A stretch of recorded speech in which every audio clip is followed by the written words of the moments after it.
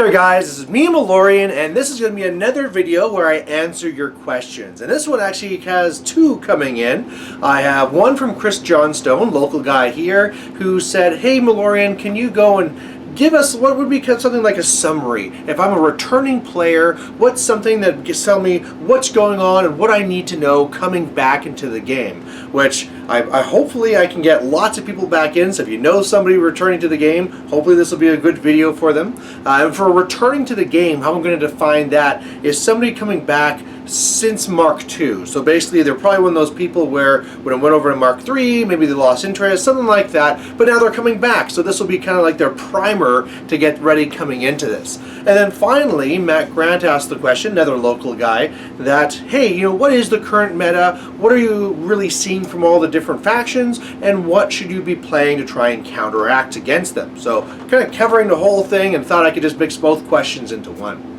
So let's start with the first one. You're a returning player, you haven't played since Mark II. What do you need to do in this new wild world? Well, the first thing that you're probably wondering is, are all my models still worth it? Are they still okay? And the good answer is yes. You know, there are no models. They're just completely taken out and saying you can't play them, except in the case of how in some of the old themes it made some units being unlimited. So for example, if you were like me and you had 6 units of gun mages, sorry, all those things are gone now for the most part, and yeah, now you'll only have the 2 units. So otherwise, if you just had the usual FA of everything, that stays the same. It'll be exactly the same going forward. However, if you have any of your old cards, those ones you might as well pitch somewhere because they're highly likely not accurate now. Almost everything got changed, and plus I'm going to be talking more about this later, but we're in a world where things are changing a lot, so they're not going to stay accurate for very long. The good news though is that if you want to get new cards that are always up to date, is that you can go on to the Privateer Press website. They have a card database, and whenever they update the rules and anything like that, have new models, those cards are made, they're available for free. So you can go and print those off, either play them on paper, if you want to put them on a more like thicker hardstock type thing, whatever you want to do, those are available to you. So there's no more cards put into the new models that come out, but those are made available to you. Now I will say that a lot of people don't actually use cards anymore. There's a few people that do, but the vast majority of people use an application called War Room. War Room is something you have to pay for, but it's something where once you get it, it's going to be good forever. Whenever they go and they update the rules, make new models, they put in updates, and you can build your lists in there. You can be updating and using it to your games to be marking damage and stuff like that. It's fantastic. Trust me, I'm a guy that was really tentative and said, oh, I don't know if I want to chance it, because what happens if I'm in a tournament and it dies, and these things don't really happen. As long as you're somewhat smart and conserve your battery, I could probably play like 10 games on my same battery before it's even a worry. So if at all, I would highly suggest you move over to the War Room, but if you like the cards, those are available to you too. Now, I'm going to kind of explain the game changes, kind of going through what the course of a game would actually be. So let's start with some really just core mechanics. Some things have really changed in the game.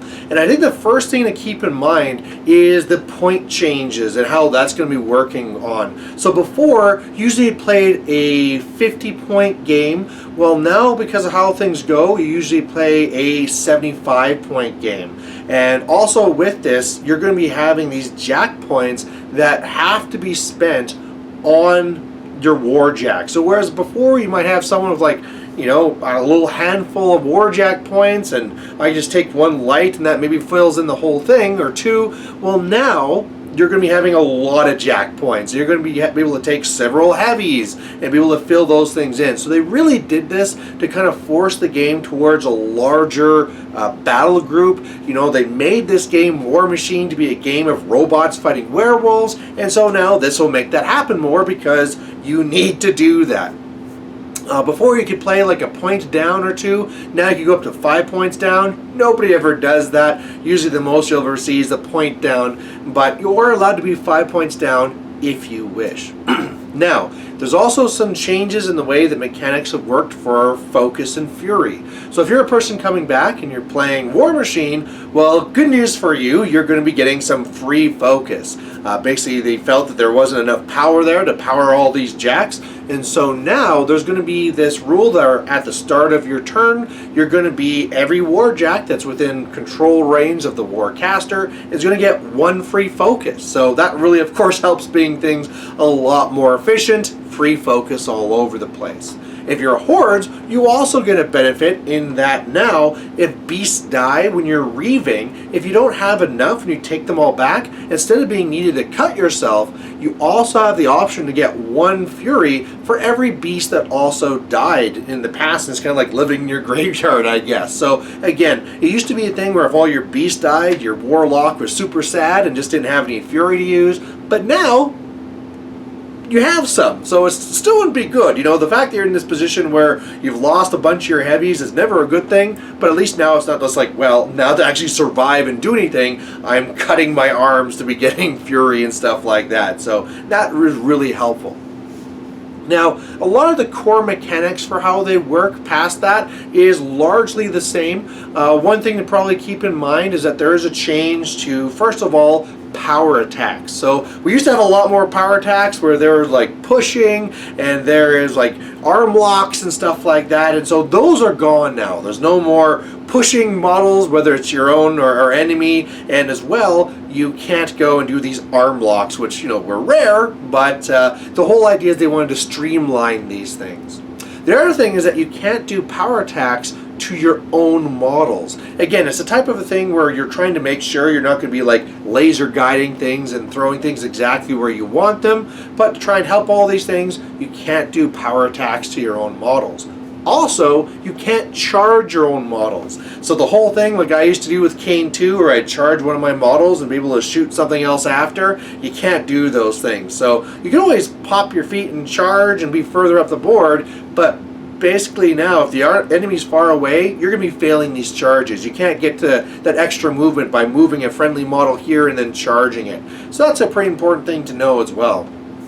The next thing to know is that scenarios have changed. So the way it used to work is that you needed 5 points to win. Well, now you need to have 5 more points to win. So that makes things a little bit more difficult. You have to be a little bit more aggressive. However, at the same time, there will only be 7 turns, and at the end of that 7th turn, whoever has the most control points will just win. So having a couple of control points is not a bad thing, because not only for like tiebreakers and stuff like that, but you're now in the position where you're saying like, hey, I don't need to go after you. You have to come after me. I can wait this out and I can just win on control points. Now, another thing that really changed is the way you're actually going to be scoring. There used to be, you know, anything could be scoring and units had to be within this and blah, blah, blah. That's totally different now. Now the way that it works is that when you want to be scoring a circle zone, that has to be with a unit or your warcaster. I'll just say caster, so I cover warlocks and stuff too. So you have to be completely in the zone, everybody from the unit, and then for rectangles, that's going to be your caster or your warjacks or war beasts or battle engines. The last thing is flags. Flags are, again, for casters. Casters can score anything, or solos. So it's now all of a sudden important to have more of a balanced list so you can score all of these elements. So not only does this change, really making it so you're seeing a lot of these more, you know, robots and werewolves and things like that on the board, but now you're starting to see more of these balanced lists, because if you go into this saying, hey, I'm just going to be taking a bajillion Ravagors, well, you can now not be scoring a whole bunch of these different things unless your caster wants to run out there and put their life on the line. Now, something else I should also make clear on this is that to score these things, you don't need to be completely in. You just need to have a little toe in there. So if you're just touching whatever, you are now going to be getting that. On the flip side though, whereas you're probably used to terrain, where if you had one toe in the forest, you get that concealment, that's no longer the case. And if you want to get cover or concealment, you have to be completely in the forest, or completely in what they call now as rubble, where it's, you know, rough terrain, you're going half speed, but you get cover if you're inside. Another interesting thing that happened recently is that hills are just no longer part of the game. So, you know, if you have some hills, or if you're trying to remember the difference between concealment and cover and elevation, well, elevation, you can just get rid of that because it just doesn't even exist anymore. Otherwise, it's the same type of thing. You know, first person goes 7 inches up, next person goes 10 inches up. Nothing really different there. At least for the current scenario package, this catches some old players off, is that everything has kill box now. And the way that kill box has changed is that if your caster is completely within 1 foot of the board edge, your friendly board edge, then you'll be giving 2 points, 2 control points to your opponent. So one of those things where it used to be that not everyone had a kill box, and kill box worked a little bit differently, but hey, now it's a thing where you could actually be in your opponent's deployment zone and not be penalized for it, right? You're not being a chicken. You're so aggressive, you went over there, but no, now as long as you're not complete within 12 of your own, everything is fine. Otherwise, the way that the turn actually goes from like, I'm going to activate, I'm going to move, I'm going to be doing these things, that's all the same.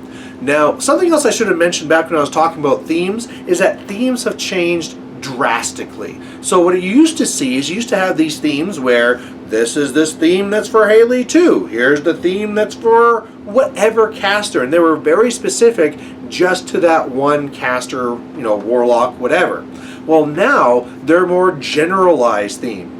So you would not have a Shay theme and a Fiona theme, but what you have is a Talion theme for all your pirate stuff all together. And it'll tell you in there, these are the casters you can use, these are the other models that you can use for this, and you're going to be getting some extra special rules probably for playing in this theme, and you get these requisition points. Now what these are your free things for playing in there. So whereas you used to have something where if it was like a tier 1 or a tier 2 you get 1 free whatever, well now it's really based off of what the size of the game is. So if it's a 25 point game you get 1, if it's a 50 point game you get 2 requisition points, and if it's a standard game that's 75 points now, then you get 3. And so I'll give you a list of what you can spend those things on.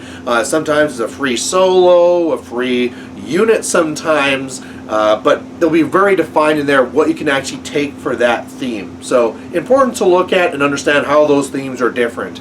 And whereas before, you would see quite a few people not playing in theme, pretty much everyone plays in theme now. It is pretty tough for you to compete with another force when they might have an extra, you know, 15% points compared to you, right? That's a hard thing to overcome. So there has been some talk about some lists that might actually be good out of theme, just because of how you can actually mix these things that you want from everything available, and actually be taking all the merch choices you want or what have you. But I have not seen that really take off competitively yet. Could be an option for the future, but Privateer Press has specifically said that they want everybody to be basically playing in a theme. So that's something you should be really looking at, because again, if you go to play your first game, just have your models, and all of a sudden your opponent has a free unit and 2 free solos, you're going to be like, huh, this isn't very fair. So prepare yourself and be ready for that. So let's now shift into what you're going to be seeing differently actually on the table. We already talked about stuff. We're going to be seeing larger battle groups and stuff like that. The days of a bunch of infantry and 1 heavy are basically over, unless that 1 heavy is going to be a big, huge colossal. But there are a few new elements you might want to be ready for. The first one, which I'm not really sure how big it's going to be, but is structures. So we have these things like for Signar, they got like this little bunker and you can use that. For Menoth, they got this church. So there's these other structures which are really like battle engines, if you were playing back there when those got rolled out, back when those were new, that are basically immobile and they do their thing. So just gonna know that they'll basically be like these things that sit there giving you, usually they have some sort of gun, they're giving you some sort of other benefit, but there's these new models now called structures. Now again, if you don't remember what the battle engines were before, they were something that had boxes, had guns, went around, and know that a big difference from before to now is that battle engines are becoming a lot bigger of a deal. You're seeing way more battle engines than you saw before. Basically, Privateer Press noticed that, like, hey, these things that were kind of maybe too weak before, they really upped the power, and be expecting to be seeing battle engines. Also, for much more recently, expect to be seeing something called Archons. So the story of the game has moved on. Basically, Infernals have come into the game now. It's these people that have given magic to the humans, and now they're calling in their due. They're calling in all the bills, and they're calling those in 2/3 of the souls of all the population. So they're coming in, they're doing their thing. So you're going to be seeing them. You're going to be seeing this new faction called Infernals. I'm not going to get into it too much right now. Just know that there are new factions. There's new Crucible Guard that you wouldn't have seen. There's new Grimkin that you might not have seen. Basically, these are limited factions that Privateer Press wanted to do for a while, where they said, hey, we are going to, instead of going and releasing something for everybody and doing that, we're going to focus on these little mini factions which have everything all good to go, and then from the future they're not going to get very many updates. So there will be some new factions that you haven't seen before, but like I said, they're limited factions, and at the same time with that they're not getting tons of extra stuff. Now, along with that, you should know that there is this new CID process. So whereas before you would be seeing, hey, it's time for everybody to get a character jack, it's time for everybody to get a character unit. It was kind of universally rolled out. First for all the Warmachine stuff, and then a book for all the hordes. Well, they don't do that anymore. Now there's this CID community, and what Privateer Press does with this is takes a whole bunch of things that they want to be rolling out, usually all tied together. There was one time where they did like all the battle engines at one time. It was chaos. So now it's like, okay, we're doing this faction, and more so, not even just like a faction, this theme. And now we're going to do this theme, and all the models around that, people play, they give their updates, and they'll be updating all these things in one go.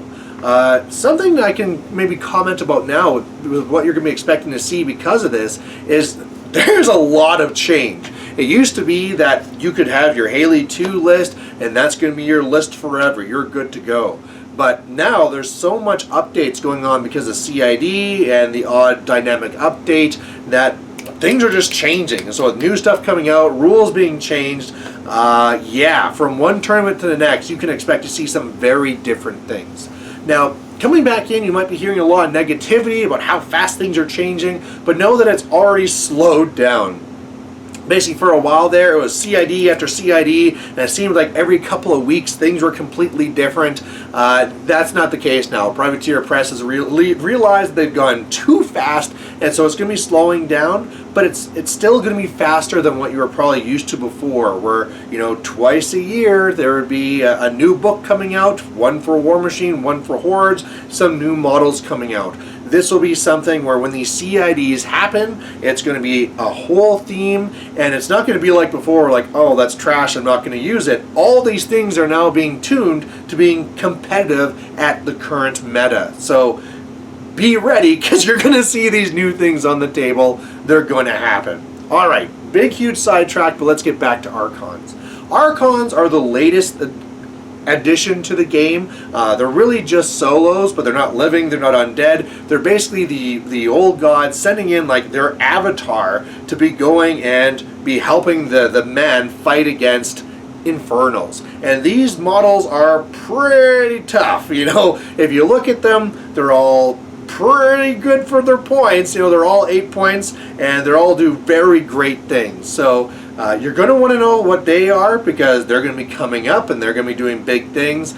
Of course, if you have your option of taking out a heavy or taking out an Archon, it's probably more important to take out the heavy, but still, you know, for 8 points, they're amazing. You're going to see them. And you know what? The biggest thing is that Privateer Press is just doing a lot more of these different kind of things. They had talked about a while where like hashtag design space, and it is super true. There's a separate game right now called Riot Quest. It is completely separate, but it uses these models that will also cross over. And you see these crazy things from that game, where like these crazy goblins with, you know, explosives, and you're seeing all these other things. And so it's meant to be for this wacky game, but it's also crossing over, and models you're going to be using over here. And so between the stuff you're seeing from that and from the Archons and all the new things coming out, privateer press is really spreading their wings and trying to get out of the box and trying different things. So be ready for that. It used to be, nope, this is my game.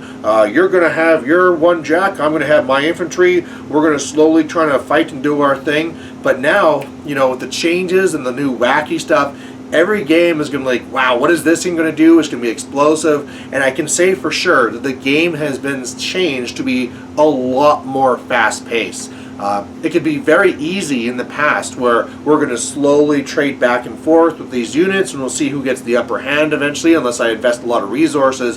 Now things are coming in like Mack trucks. They're doing big damage, and yeah, you got to be ready for it, because you blink and then all of a sudden you've lost a heavy, you've lost an entire unit, maybe you just lose your casters. So maybe that goes a little bit back to how things were in Mark 1, where the casters were so crazy powerful. There was like two, you know, rocket launchers facing against each other. Which one explodes first? You know, it's not to that degree. There's very few things out there that'll just like kill a caster like that. But on the board, I would say, compared to what it used to be, a lot less forgiving. Things are really set up to be in there and do a lot of damage.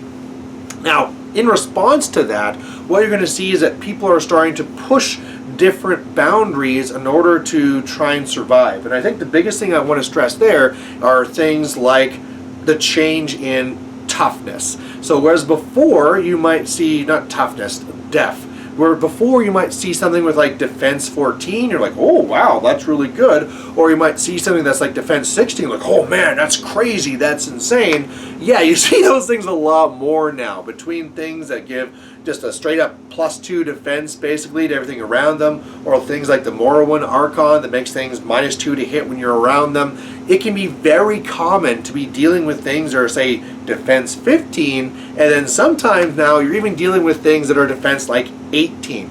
You could be having something with Sword Knights where they just recently changed that instead of getting more armor, they get plus defense if they're base to base. They could be with Haley 3, where now they're going from 13 to 15 for being base, defense 17 because now of Haley's spell, and now you got your Morrowind Archon in there, and now they're effectively defense 19. So stuff like this, there can be massive defense skews that people are using to defend themselves against range. You're seeing tons of shield guards out there, so lots of things around that. And even armor is higher than we used to see before as well. So you might see something before, it's like, oh, armor 19, that's pretty good. Now armor 19 is pretty average, and armor hasn't really jumped up like the defense has, but it definitely is something that's changed.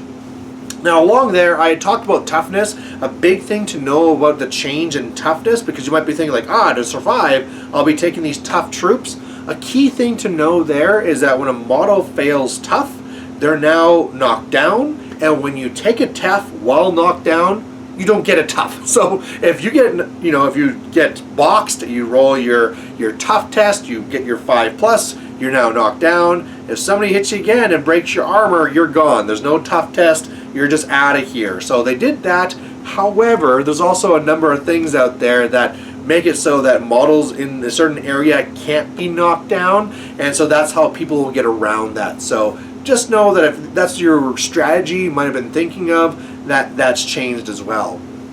So I think that really covers everything for Chris's question for what's my primer for what I'm getting into. But now let's jump to Matt Grant's, where I think now from what I've said will be a very fast conversation, which is we are, like I kind of said before, in the wild west of Warmachine. Things are changing constantly with CIDs putting out new updates, new models, the Archons, and it is in constant flux. Like I said, going from one game to the next, one tournament to the next, things are completely different. It's not like before where I could take a tournament from the start of the year to a tournament at the end of the year, and maybe there's like a new caster that showed up or something like that. No, now things will be completely different through this. So I don't even want to go through now and say, oh, this is what you should be expecting, this is what you should be using against it, because these things are going to be constantly changing. And so because of this, you basically have two options. One, you can be a scholar and basically follow the CID forums and follow all the updates and make sure they're on top of it, or you can learn like I do and just walk into them and get punched in the face and be like, ow, that hurt. Next time I'm going to avoid this. And for a new player, that's probably what the best thing is going to be, is just like get into the game, know that it's going to be just like how when you first got into the game, that you're going to be taking losses. Things are going to surprise you. You're going to be losing games, but you're going to learn a little bit more. You're going to keep on going. So take your models that you still have from before, update them, take whatever theme you want, take whatever requisition points you want, get in there, play your games, learn what in your meta is currently like there for you, and then start adjusting for it. I have other videos talking about how it's the best way to be updating your list and staying current with the meta, but you know, if you want to be winning tournaments, you're going to have to go that scholar route. You're going to have to be staying on top of CID. You're probably going to want to have war rooms so you can be studying all the different factions and all the different things. But I can't stress enough how quickly things change, and that if I was to right now give you a 2-hour review of what the meta is and what you need to be countering it, first of all, it'd be wrong, because I'd only be talking about like right here, and it'd be very hard to generalize over the entire community. And then secondly, within like a month, it would be completely different. So this is not worth doing. So some people don't like this. Some people are feeling that this change is too much and they're not really enjoying it. Personally, I love it. I think it's fantastic. I want the game to be fresh. I want it to be interesting. And more importantly, I want things to be balanced. It's not like before where if something's unbalanced, well, it's going to be like that for years. No, it's going to be like that for, you know, a few months or something like that, and then things get updated, things get changed, and it's always fresh, always new, and always fair in the end. And even though some people might say like, oh, it's not fair because this is broken and that's broken, they have no idea. They didn't play in Mark 1, they didn't play in Mark 2, they didn't realize how busted some things were back there and how good they have it right now. So there you have it. There's your primer for a new player coming back in from something like Mark 2. And then as well, there's also a little bit of a recap of what to expect. Anything can be expected. Enjoy it. This is what I feel is like one of the best spots the game has ever been in. So there you have it. Thanks for watching. We're going to be doing more of these, answering your questions. So until then, I'll catch you later. Bye.